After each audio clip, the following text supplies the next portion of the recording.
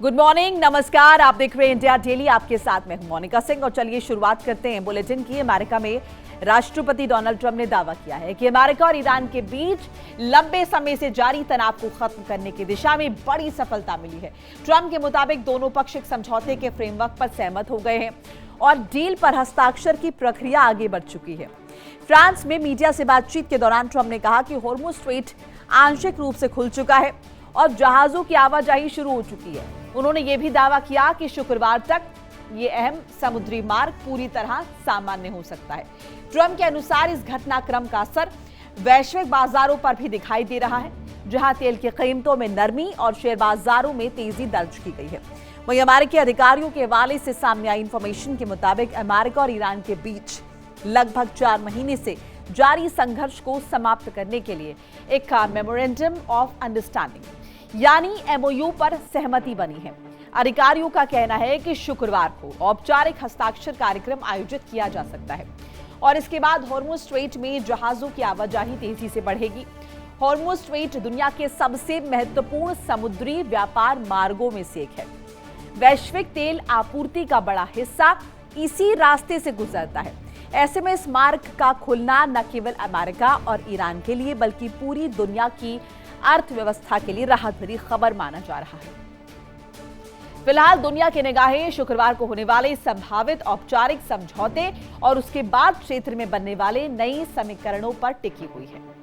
इन सब के बीच जब डील होने के बाद ट्रंप ने ईरान को धमकी दे दी है। डील होने के बाद ट्रंप ने ईरान को धमकी दी। बड़ी खबर आपको बता रहे, बातचीत बिगड़ने पर पुराने अंजाम की चेतावनी भी दे दी है। डील से हटे तो वहीं जाएंगे जहां से शुरू किया था, ये ट्रंप ने कहा। डील का मतलब ये नहीं कि अपराध माफ कर देंगे, ये डोनाल्ड ट्रंप द्वारा कहा गया है। अमेरिकी राष्ट्रपति डोनाल्ड ट्रंप ने समझौता करने की तरफ इशारा दिया है, पॉजिटिव रुख अख्तियार किया है, लेकिन साथ साथ धमका भी दिया है और ये साफ तौर पर कह दिया है कि अगर बातचीत बिगड़ी तो पुराने अंजाम को भुगतने के लिए तैयार रहो। अगर डील से हटे तो वहीं जाओगे जहां से शुरू किया था। डील का मतलब ये नहीं कि अपराध माफ कर दिया गया है, ये डोनाल्ड ट्रंप द्वारा कहा गया। अमेरिकी राष्ट्रपति उन्होंने कहा कि हमने जो ईरान से समझौता किया है वो दुनिया के लिए बहुत सफलता वाला है, क्योंकि तेल वास्तव में कुछ समय के लिए जल डमरू मध्य में जमा हो गया था। उन्होंने कहा कि आपकी मदद के लिए आपको फ्रांसीसी राष्ट्रपति इमैनुअल मैक्रों को धन्यवाद देना चाहता हूं। इसके साथ साथ उन्होंने कहा कि ज़ेलेंस्की और पुतिन के साथ बहुत अच्छी बातचीत हुई है। उन्होंने कहा कि शायद कुछ किया जा सकता है, सभी तैयार हैं।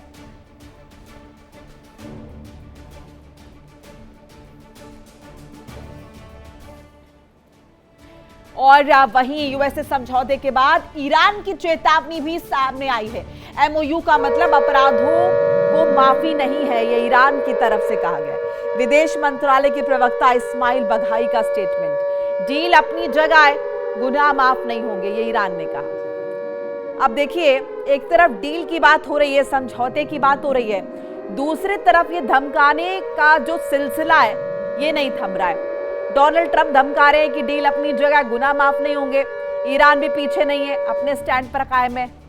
विदेश मंत्रालय के प्रवक्ता इस्माइल बघाई ने कह दिया है कि डील अपनी जगह है, गुनाह माफ नहीं होंगे। जाहिर है उनके हिसाब से अमेरिका के गुनाह अपनी जगह है, अलग एक फेहरिस्त है, एक अलग सूची है, और जो ईरान ने अब तक किया है वो ईरान के गुनाह है।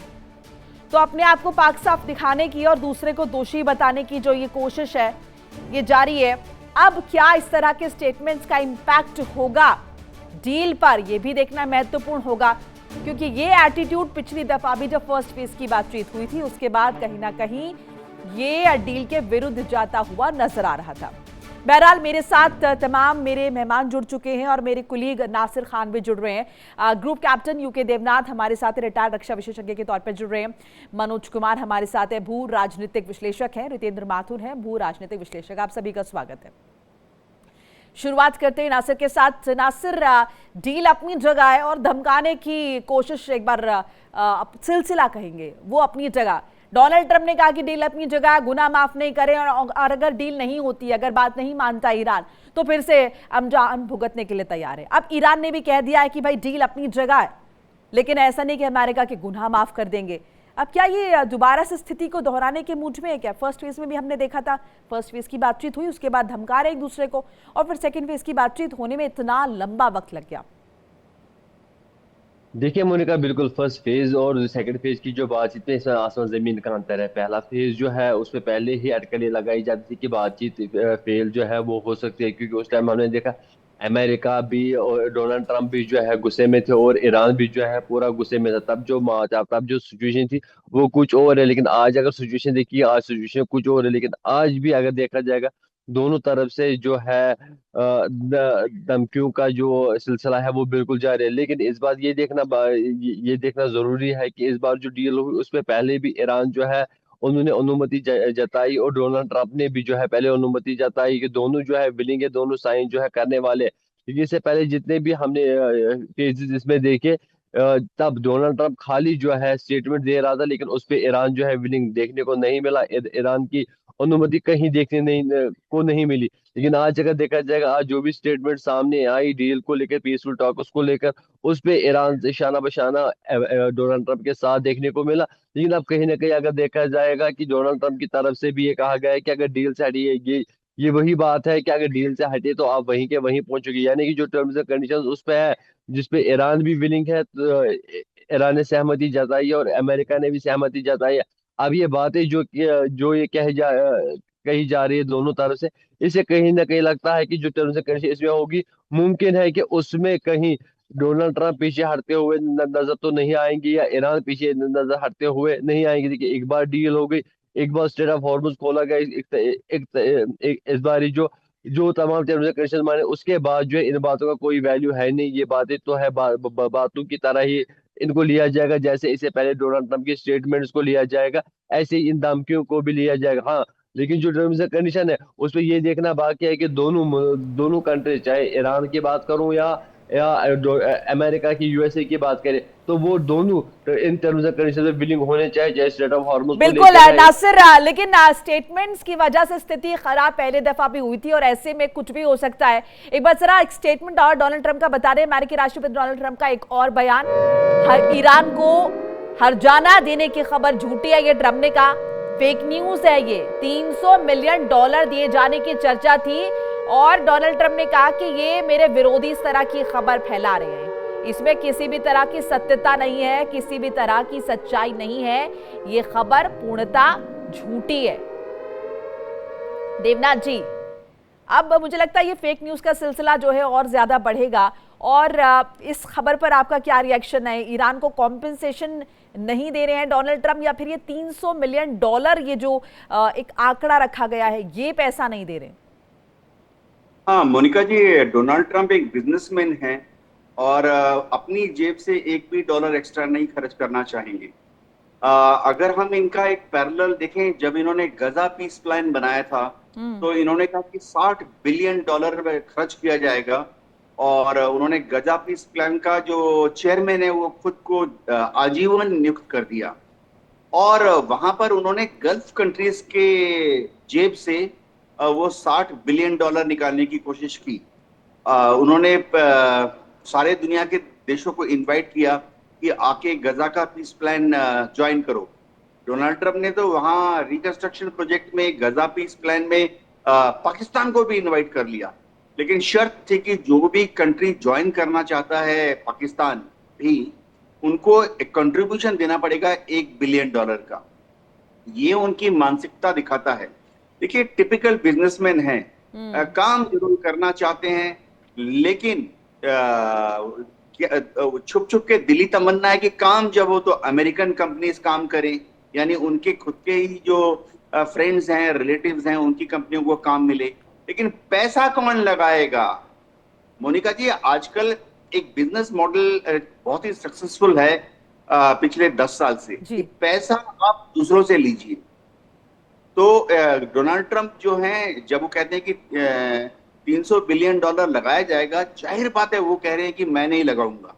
उनके दिल में तमन्ना है कि गल्फ कंट्रीज जो हैं वो ये $300 बिलियन दें, चाहे ग्रांट दें, चाहे सहायता समझ के दें, चाहे लोन दें, लेकिन ये $300 बिलियन देने का खतरा कौन उठाए? Gulf countries. गल्फ कंट्रीज कर भी देंगी, दबाव में आकर। और उसके बाद कंपनियों को किनको घुसाया जाएगा? अमेरिकन कंपनीज होंगी। लेकिन जब तक गल्फ कंट्रीज दबाव में आके ये $300 बिलियन पंप इन नहीं करती हैं, तब तक डोनाल्ड ट्रंप अपने विरोधियों को बोलते रहेंगे कि ये मेरा पीस प्लान नहीं था, ये तो विरोधियों ने अफवाह फैला दी है। देखिए, सबसे बड़ी बात यह कि उभय पक्ष एक दूसरे को धमकाना बंद करे, उभय पक्ष एक दूसरे को थोड़ा यकीन करना शुरू करे। हाँ। अभी एक ही मुद्दा है अभी प्रेजेंटली, वो पॉजिटिव मुद्दा है और करना है, चाहे हाँ। अमेरिका को करना है, चाहे ईरान को करना है, चाहे अलग अलग करें, चाहे मिलकर करें, और वो मुद्दा है स्ट्रेट ऑफ हार्मुज को खोलना है। इससे दुनिया में जो देवनाथ जी, इसमें भी एक विरोधाभास नजर ये आ रहा है कि डोनाल्ड ट्रंप कह रहे हैं कि अब टोल नहीं वसूला जाएगा, फ्रीवे होगा, जबकि अगर हम ईरान की बात करते हैं तो ईरान का कहना है कि अब इस पर ईरान का एकाधिकार होगा। इसमें भी विरोधाभास है। मुझे लग रहा है ये विरोधाभास की वजह से फिर से तो स्ट्रेट बंद नहीं कर देंगे ये। देखो मोनिका, अब स्टेट ऑफ हॉर्मुज को खोलने का डिक्लेरेशन हो चुका है, दुनिया भर में खुशी का माहौल है, सारे जो ट्रेड इंडस्ट्री फाइनेंसियर्स हैं बहुत खुश हैं, लाखों बिलियन डॉलर से इधर उधर मूव कर रहे हैं, शेयर मार्केट उछाल पर है, कच्चे तेल की कीमत $80 पर बैरल से नीचे की तरफ स्टेबलाइज हो रहा है। ऐसे में ईरान अगर टोल टैक्स लेता भी है, जो कि वो लेगा, ये बहुत छोटी बात है। मतलब मैं इसका ये नहीं कह रहा हूं कि सही है या गलत है, लेकिन फाइनेंशियल जो इफेक्ट है वो एक बैरल पर मैच 50 सेंट है। देखो मोनिका, एक जो तेल का टैंकर होता है आजकल, वो 2 मिलियन बैरल लेके चलता है। तो उस पर अगर $1 मिलियन का टोल टैक्स लेता है तो एक बैरल पर कितना हुआ टोल टैक्स? 50 सेंट, आधा डॉलर। दुनिया भर के देश, भारत भी देने के लिए तैयार है, बशर्ते वहां से कच्चा तेल और गैस आना शुरू हो जाए। राइट। जब हम देखते हैं कि तेल की कीमत आज $15 ऊपर चली गई, कल $25 ऊपर चली गई, 2 महीने में ये $60 से कच्चे तेल की कीमत बढ़कर $115 तक चली गई थी। ऐसे में 50 सेंट मोनिका कुछ भी नहीं है। ये टैंकर्स के मालिक हैं, तेल कंपनियों के मालिक हैं, या भारत में भी जो तेल कंपनियां कच्चा तेल इंपोर्ट करती हैं, सरकारी या नॉन सरकारी, वो खुशी के मारे 50 सेंट यानी आधा डॉलर पर बैरल देने के लिए तैयार हैं। ये कोई बिग डील नहीं है फाइनेंशियल पॉइंट ऑफ व्यू से। जी, लेकिन कहीं ना कहीं अमेरिका को जरूर लग रहा था कि एकाधिकार नहीं जमा सकता है यहाँ पर ईरान। बहरहाल एक अपडेट और जरा बता दें, लेबनान विवाद पर डोनाल्ड ट्रंप का एक स्टेटमेंट। लेबनान विवाद पर डोनाल्ड ट्रंप का स्टेटमेंट, हम लेबनान का मसला सुलझाना चाहते हैं, मामला सुलझाना चाहते हैं, विवाद खत्म करने के लिए हमने कदम बढ़ाया है, लेबनान मुद्दे पर बातचीत से हल निकालेंगे, ये डोनाल्ड ट्रंप की तरफ से कहा गया है। माथुर साहब, लेबनान का मामला सुलझाना चाहते, दूसरी तरफ इजराइल ये कह रहा है कि डोनाल्ड ट्रंप ने, अमेरिका ने जो बात की ईरान से वो अपनी जगह है, हमें इंक्लूड ना करें, हम अपना देख लेंगे। बिल्कुल सही बात है, क्योंकि वो इस समय जो प्रॉक्सीज उनके ऊपर अटैक कर रहे हैं, हिजबुल्लाह है, कुछ हमास के थोड़े बहुत बचे हुए लोग हैं और कुछ दूसरे लोग हैं, ये सब इजराइल को तंग कर रहा था। इजराइल जब परेशान हो रहा है तो अपने लड़ाई खुद लड़नी पड़ेगी, उसके घर का आंतरिक मामला हो जाता है ना, तो उसको लड़ना ही पड़ेगा। ये जो गारंटी दे रहे हैं कि इजराइल की तरफ से भी अटैक नहीं होगा, इसकी गारंटी मैं देता हूं, इस गारंटी का फिर क्या औचित्य है? नहीं नहीं नहीं, वो गारंटी नहीं दे सकते ऐसी। इजराइल उनकी बात को नहीं मानेगा, उनकी तरफ से गारंटी वो खुद ही अपनी तरफ से बोल रहे होंगे, जैसा बोल देते हैं कुछ भी। तो ऐसे में इजराइल उनकी इस बात को नहीं मानने वाला, उसने कह दिया हम कोई गुलाम नहीं है उसके, अमेरिका की बात माने, ऐसा खुद नेतन्याहू ने साफ बोल दिया है, हम अमेरिका के गुलाम नहीं है, हमारा अपनी लड़ाई चलती रहेगी। वो बात तो सही है कि जब बैटलफील्ड में वो खड़े सामने, उनको मारेगा तो हाथ थोड़ी बांध के रखेंगे वो लोग, कोई वो लड़ेंगे। अच्छा, इसमें जो एक बात और समझने वाली आती है कि ये सारी जो झगड़ा चल रहा है, इसमें जो ईरान है अपनी तरफ से एक बात नहीं कर रहा है, वो खाली हार्मोस में तुमने विवाद खड़ा किया है, हार्मोस तुम खाली कर रहे हो तो अच्छी बात है। जैसे भारत का एक जहाज चलाया, वहां से एक दिशा नाम का भारत का जहाज है, वो वहां से पास आउट हुआ, जिसमें LNG था, और वो 62,000 LNG लेकर भारत आ रहा है, तो उसको टोल विदाउट टोल निकाला गया है, और कुछ जहाजों को वो एड फ्रेंडली रिलेशनशिप में निकाल रहे हैं। अच्छा कल ये टोल टैक्स लेंगे या क्या करेंगे इनके ऊपर निर्भर करता है, और जब लेंगे तो विवाद खड़ा होगा तो फिर उसका उस ढंग से हल निकाला जाएगा। इसलिए सारा सारा एग्रीमेंट सिर्फ 60 डेज तक का है। अच्छा एमओयू जो भी होता है वो कोई कानून नहीं होता है, तो कि लागू लागू होगा ऐसा जरूरी नहीं है। आप मानो तो ठीक है, नहीं मानोगे तो फिर लड़ाई झगड़ा है ही अपनी जगह। डोनाल्ड ट्रंप ने अपनी तरह कह दिया, ईरान ने भी अपनी जगह बोल दिया है। तो ये जो सिचुएशन वहां बन रही है वो इस तरीके की है कि उसको एमिकेबल तो बना रहे हैं पर उसमें कई रिजिडिटी भी है। तो हम अपने चीज पे अड़े रहना चाहते हैं, आप अपना चीज ठीक करो। ईरान कभी भी अपने प्रॉक्सीज को लेकर बात नहीं कर रहा है, ये सबसे बड़ी पॉइंट इसमें ही निकलता है। एनरिच यूरेनियम के बारे में तो कल डोनाल्ड ट्रंप ने व्लादिमीर पुतिन से कुछ बातचीत की है फोन के ऊपर, क्या बात की है पता नहीं चला है, पर उसके बारे में पता इतना चला है कि उन्होंने कुछ एनरिच यूरेनियम संबंधित बातचीत की है कि इसका जो ईरान का यूरेनियम है वो आप ले लो। तो उसमें वो चल रहा, वो कुछ बातचीत उनकी ढंग से हुई। इसमें जेलेंस्की का मुद्दा भी निकला होगा, तो जेलेंस्की से भी कुछ बातचीत हुई है। पर यहाँ कहीं भी ईरान एक शब्द नहीं बोल पा रहा है तो उसके प्रॉक्सीज, उसके दुनिया में सारे प्रॉक्सीज उसी के ही हैं। वर्ल्ड में कम से कम 13 तो बिल्कुल नाम चिन्हित है, और 3 तो अपन जानते ही सारे के सारे रोज चर्चा कर रहे हैं। तो 3 तो बिल्कुल है, हिजबुल्ला है, हमास है, होती है, 3 तो है, बाकी उसके 10 और दूसरे प्रॉक्सीज है। और इनकी समस्या ये है कि ये उनके ऊपर कुछ नहीं बोल रहे हैं, इनको ये बोलना चाहिए उस संबंध में जी। लेकिन अब ये 14 पॉइंटर्स की बात हो रही है मनोज जी, 14 पॉइंटर्स में इसे भी इंक्लूड किया गया है कि सभी मोर्चों पर युद्ध बंद होगा, ईरान, लेबनान और बाकी मोर्चों पर भी। इजराइल कन्विंस्ड नहीं है, अमेरिका गारंटी दे रहा है। अब क्या ये बातचीत भी अटक सकती है? ईरान का क्या रुख होगा? ईरान अमेरिका की बातों पर विश्वास कर रहा है, लेकिन अगर अमेरिका ये इम्प्लीमेंट ही नहीं करवा पाएगा कि हिजबुल्ला पर अटैक्स ना हो, तो कैसी बात होगी? क्या बात अटक जाएगी? Hope for the best. मुझे ऐसा लग रहा है कि जो समझौता हुआ है और आगे वो बढ़ चुका है तो वो आगे ही बढ़ेगा, क्योंकि वर्ल्ड समुदाय जो है, वर्ल्ड कंट्रीज जो है, सभी किसी न किसी रूप में अफेक्टेड थे। तो स्वाभाविक है कि अब जो है फिर स्टैंड स्टिल अवस्था में अब नहीं आएगा। जिस तरह से हम लोगों ने देखा कि यूएस पे बहुत ही प्रेशर था और इसराइल और यूएस ने मिल के जो ईरान पे हमला किया था, और डिफरेंट कंट्रीज जो यूएस के जो फ्रेंडली कंट्रीज थे, ईयू थे, नाटो कंट्रीज थे, उनको भी इन्फॉर्म नहीं किया था, ऑस्ट्रेलिया थे। तो स्वाभाविक है कि अब जब समझौता वन साइडेड जो है ट्रंप ने कर ही दिया है तो ऐसा लग रहा है ये आगे बढ़ेगा। जहाँ तक इसराइल की अगर हम बात करें तो इसराइल को ये बात मानना पड़ेगा कि विदाउट अमेरिका इसराइल कुछ नहीं कर सकता है, हाईली डिपेंडेंट है अमेरिका पे। ये बात सही है कि इजराइल लॉबी जो है अमेरिका में बहुत ज़्यादा है। वो यूनाइटेड स्टेट के प्रेसिडेंट को दबाव देते रहते हैं, उनका बहुत ही वहाँ पे रहता है। लेकिन जिस तरह से वो ट्रंप के सामने एक हम लोग जानते हैं कि वहाँ पे मिड इलेक्शन है, मिड पोल जो होने वाला है नवंबर में, उसको ध्यान में रखते हुए वन साइडेड जो है अनाउंसमेंट जो है डोनाल्ड ट्रंप को करना पड़ा।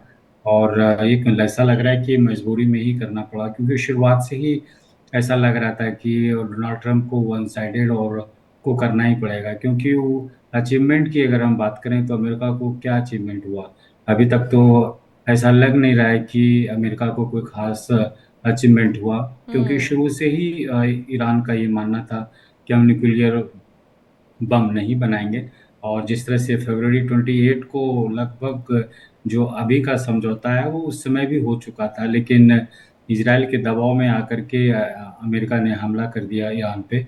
तो ऐसा लग रहा है कि इसराइल को बात मानना पड़ेगा, क्योंकि अमेरिका के बिना इसराइल कुछ नहीं कर सकता है।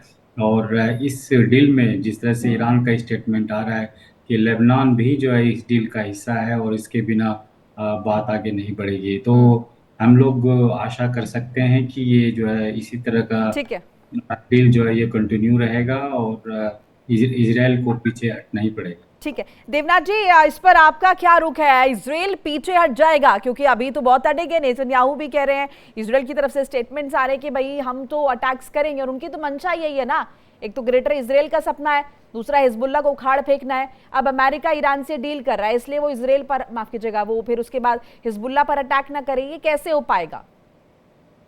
हाँ मोनिका, होगा ऐसे कि अभी फिलहाल ईरान से हिजबुल्ला को हिंट दिया जा रहा है कि वह जो हमले कर रहा है इजराइल के ऊपर वह ना करे।